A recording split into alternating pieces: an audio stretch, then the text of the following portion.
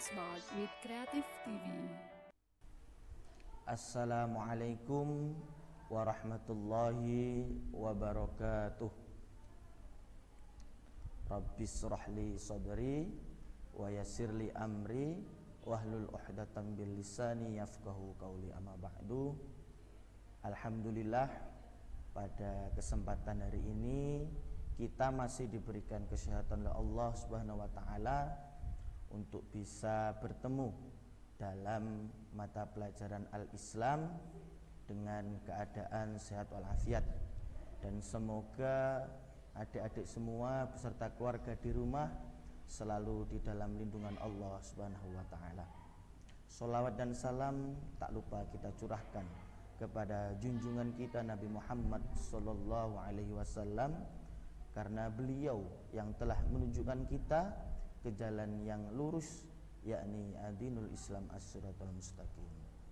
Baiklah anak-anak, hari ini pada pertemuan yang pertama ini kita akan kemudian mempelajari, kemudian juga membahas, yaitu berkaitan dengan surat Al-Fajr. Bisa dilihat di workbooknya bahwa materi pertama Al-Islam adalah surat Al-Fajr. Jadi nanti silahkan disimak berkaitan dengan surat Al-Fajr, mulai dari terjemahnya, kemudian nanti Ustadz akan menjelaskan makna yang terkandung di dalam surat Al-Fajr. Untuk itu yang pertama kita dengarkan dulu video murotal daripada surat Al-Fajr. Silahkan disimak dengan baik dan didengarkan dengan baik.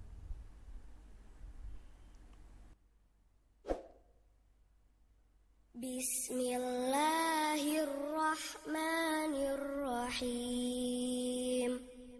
Wal fajr walayalin ashr wasyaf'i wal watr wal laili idza yasr hal fi zalika qasamul lizi hijr alam tara kaifa fa'ala rabbuka bi'ad إرم ذات العماد التي لم يخلق مثلها في البلاد وثمود الذين جابوا الصخر بالواد وفرعون ذي الأوتاد الذين طغوا في البلاد فأكثروا فيها الفساد فصب عليهم ربك سوط عذاب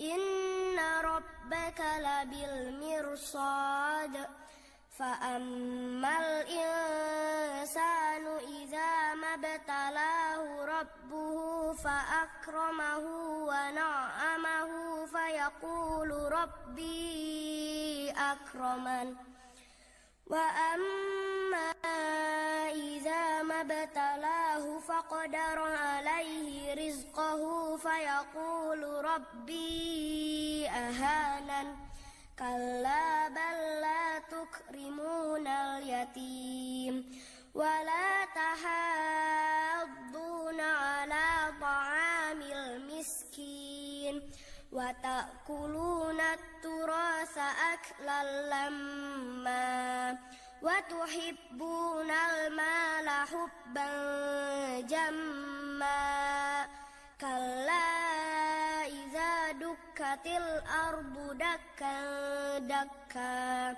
وجاء ربك والملك صفا صفا وجيء يومئذ بجهنم يومئذ يتذكر الإنسان يومئذ يتذكر الإنسان وأنى له الذكرى يقول يا ليتني قدمت لحياتي فيومئذ لا يعذب عذابه أحد ولا يوثق وثاقه أحد Ya ayyatuhan nafsul mutmainnah irji'i ila rabbiki radiyatan mardiyah fadkhuli fi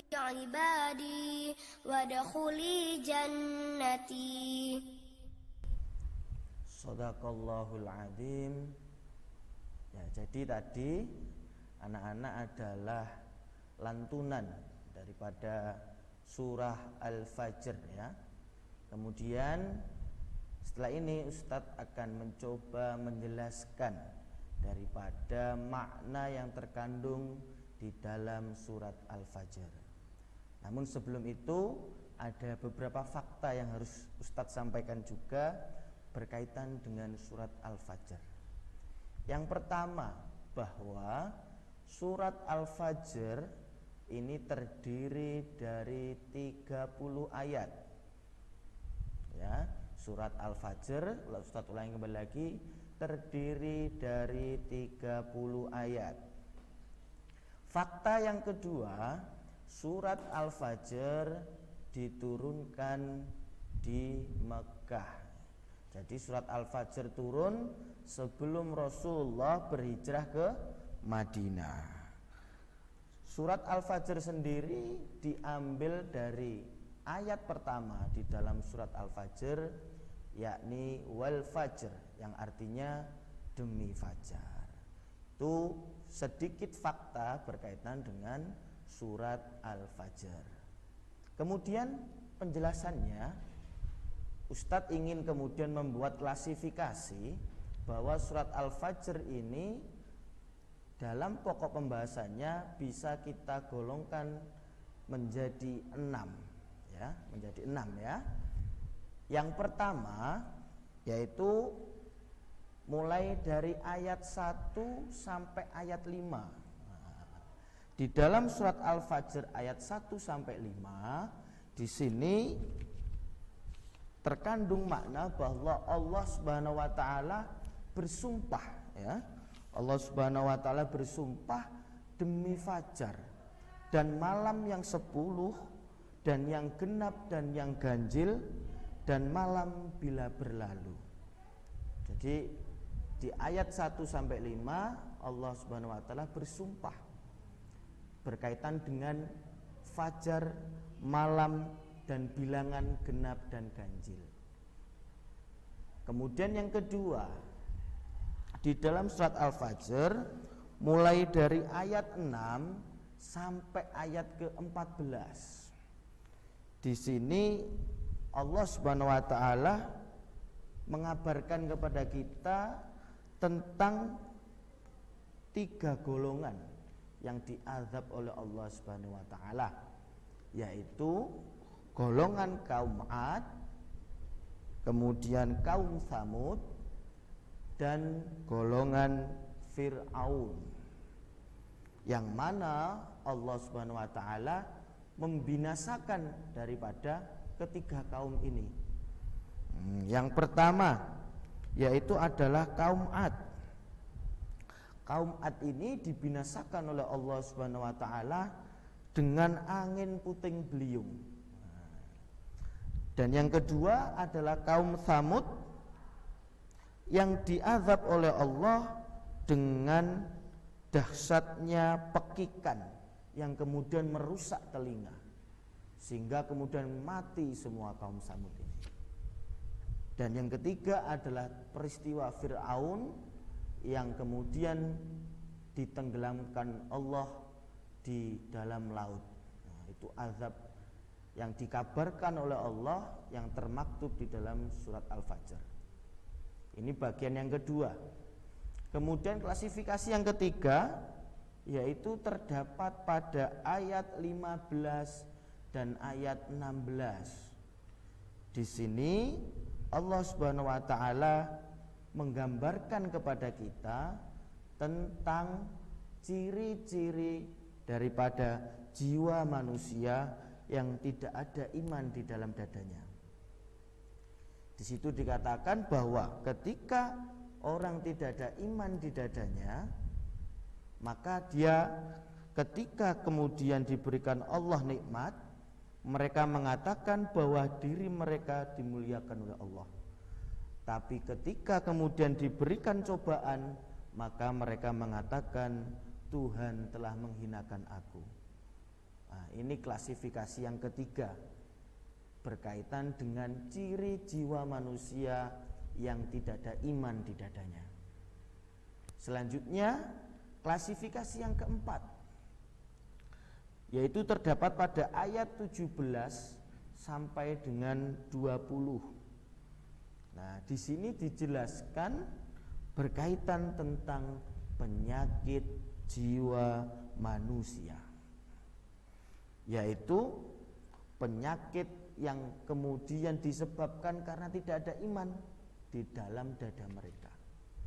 Penyakit apa itu? Penyakitnya adalah pertama, tidak memuliakan anak yatim. Yang kedua, tidak mengajak untuk memberi makan orang miskin. Dan yang ketiga, memakan harta warisan. Dan yang terakhir adalah cinta dengan harta. Oleh karena itu, kita jangan sampai memiliki penyakit-penyakit jiwa ini. Jangan sampai. Apa saja tadi penyakitnya? Yang pertama adalah tidak memuliakan anak yatim. Yang kedua, tidak mengajak untuk memberi makan orang miskin. Yang ketiga, memakan harta warisan. Dan yang keempat adalah cinta dengan harta. Ini adalah klasifikasi yang keempat. Kemudian klasifikasi yang kelima, yaitu terdapat pada ayat 21 sampai dengan 26. Di sini Allah Subhanahu wa taala mengingatkan kepada kita semuanya agar insaf daripada penyakit jiwa, agar tidak menyesal kelak di akhirat, karena pada hari kiamat kelak tidak ada seorang pun yang mampu menghindari daripada timbangan amal kebaikan atau kemudian hari pembalasan oleh Allah Subhanahu wa taala. Dan yang terakhir di ayat yang ke-27 sampai 30 atau di klasifikasi yang ke-6, di sini Allah kemudian menyeru kepada jiwa-jiwa yang tenang atau yang dikatakan dengan nafsul mutmainnah untuk kembali kepada Allah dengan perasaan sangat lega karena ridha Allah. Sehingga kemudian dengan perasaan yang tenang dan ridha Allah itulah di ayat terakhir di surat Al-Fajr ini, bahwa orang yang memiliki nafsul mutmainnah dijanjikan surga oleh Allah Subhanahu wa taala.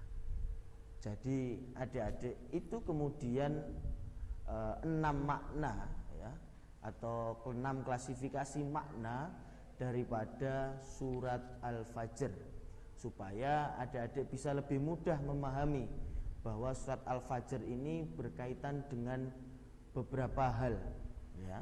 Yang pertama tadi apa? Tentang sumpah Allah. Yang kedua, tentang azab daripada ketiga kaum yang diceritakan di surat Al-Fajr ini. Kemudian yang ketiga adalah tentang jiwa manusia yang dia ketika diberi nikmat kemudian merasa dimuliakan, tapi ketika diberikan cobaan dia merasa dihinakan oleh Allah. Kemudian yang keempat terkait dengan jiwa manusia atau penyakit di dalam jiwa manusia, yaitu menghardik anak yatim, tidak memberi makan kepada orang miskin, memakan harta warisan yang bukan haknya, dan cinta dengan harta. Kemudian yang kelima, Allah mengingatkan untuk kita berinsaf atas kemudian penyakit yang ada di dalam jiwa kita, supaya kita tidak menyesal kemudian besok di akhirat kelak. Dan yang terakhir di surat Al-Fajr adalah berkaitan tentang seruan Allah untuk jiwa-jiwa yang tenang, supaya mereka dapat memasuki surga Allah Subhanahu wa ta'ala. Mungkin hanya ini yang bisa Ustadz sampaikan.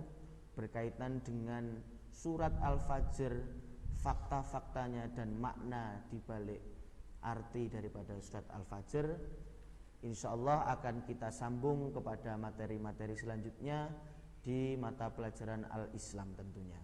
Tetap semangat dalam beraktivitas, jaga kesehatan. Semoga anak-anak semuanya diberikan kecerdasan oleh Allah Subhanahu wa taala dan dijauhkan dari mara bahaya. Saya cukupkan sampai di sini. Billahi fisabilil haq fastabiqul khairat. Wassalamualaikum warahmatullahi wabarakatuh.